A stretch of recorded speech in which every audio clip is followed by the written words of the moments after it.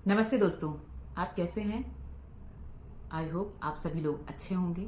मुझे महाभारत की एक घटना याद आती है, जब भगवान श्री कृष्ण से अर्जुन और दुर्योधन मिलने आते हैं।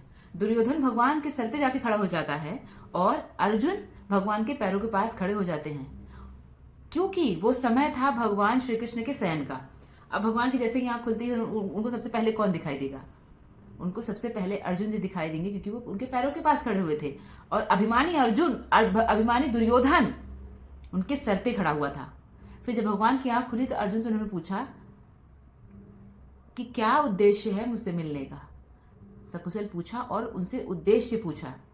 तो अर्जुन जी ने कहा कि आप तो सब जानते हैं कि युद्ध होना है और मुझे आपकी सहायता चाहिए।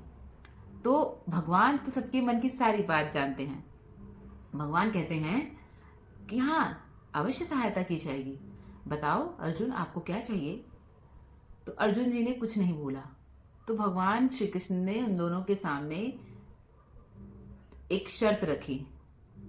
भगवान श्री कृष्ण कहते हैं कि एक तरफ मैं अकेला रहूंगा और शस्त्र भी नहीं उठाऊंगा, और दूसरी तरफ मेरी नारायणी सेना। नारायणी सेना में हजारों सैनिक थे, और क्योंकि उन्होंने सर्वप्रथम अर्जुन जी को देखा था, तो उन्होंने पहला ही ऑप्शन रखा अर्जुन जी के सामने कि आपको क्या चाहिए। अर्जुन जी कहते हैं कि मुझे आपका साथ चाहिए, आपका मार्गदर्शन चाहिए। अब दुर्योधन तो खुश हो गया, क्योंकि उसको तो मन ही मन शंका थी कि ऐसा ना हो कि ये नारायणी सेना मांग ले। निहत्थे कृष्ण को लेकर मैं क्या करूंगा। वो तो ऐसा सोच रहा था कि कृष्ण जिसके साइड रहेंगे वो उसके साइड में अस्त्र भी नहीं उठाएंगे, युद्ध भी नहीं करेंगे, तो मुझे ऐसे कृष्ण का क्या करना है। अब सोचिए कितना बड़ा मूर्ख दुर्योधन। साक्षात नारायण को, साक्षात भगवान को उसने बोला नहीं चाहिए, और क्या चाहिए? मटेरियलिस्टिक चीजें, सेना। सोचो।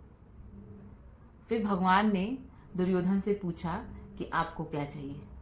तो उन्होंने बोला कि हाँ, अर्जुन ने ले लिया है आपको, तो मुझे तो नारायणी सेना मिली। अब दुर्योधन मन ही मन बहुत खुश था, बहुत ही खुश था कि मुझे इतने हजारों संख्या में सैनिक मिलेंगे, युद्ध करने के लिए मिलेगा। उधर साइड तो श्री कृष्ण अकेला ही है, वो तो अस्त्र भी नहीं उठाएगा, शस्त्र भी नहीं उठाएगा, किसी से कोई प्रहार ही नहीं करेगा, तो उसको रखने का क्या मतलब है। और खुश होते होते उसने भी पितामह को जाकर बताया कि पितामह, मैंने बहुत चतुराई का काम किया है कि अर्जुन भगवान श्री कृष्ण के लिए बोलता है कि कृष्ण ने बोला कि या तो एक तरफ मैं रहूंगा और अस्त्र नहीं उठाऊंगा, दूसरी तरफ उनकी नारायणी सेना रहेगी। तो मैंने उनकी नारायणी सेना ले ली। भीष्म पितामह बहुत ही बुद्धिमान व्यक्ति थे। उन्होंने बोला, मूर्ख, तूने ये क्या कर दिया। क्योंकि पितामह तो परम ज्ञाता, परम ज्ञानी, महाज्ञान उनको। और उन्होंने बोला, मूर्ख, तूने ये क्या कर दिया।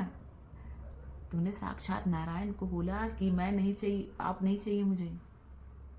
हम अपने जीवन में क्या करते हैं दोस्तों? हम अपने जीवन में यही करते हैं। दुर्योधन की बातों से हम सबको ये सीख लेनी चाहिए कि हम तो भगवान से क्या मांगते हैं? नश्वर चीज़ें मांगते हैं, नश्वर चीज़ें। जैसे पैसे दे दो, गाड़ी दे दो, कार दे दो, घर दे दो, दौलत दे दो, ऐश दे दो, आराम दे दो। क्या ये सब परमानेंट है? नहीं। स्थिर क्या है? ये सब अस्थिर चीजें हैं। स्थिर क्या है? स्थिर है प्रभु नाम, हरि नाम, हरि कीर्तन, हरि भजन। ये स्थिर है। इसीलिए आपसे अनुरोध है कि आप वो काम कीजिए जिससे आपके जीवन में अध्यात्म की ओर बढ़ने की शक्ति ज़्यादा मिले। इसी के साथ मैं अपनी वाणी को विराम देती हूँ। नमस्कार, मिलते हैं अगले वीडियो में।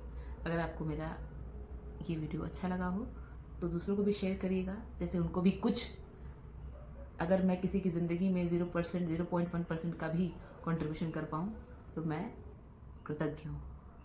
धन्यवाद।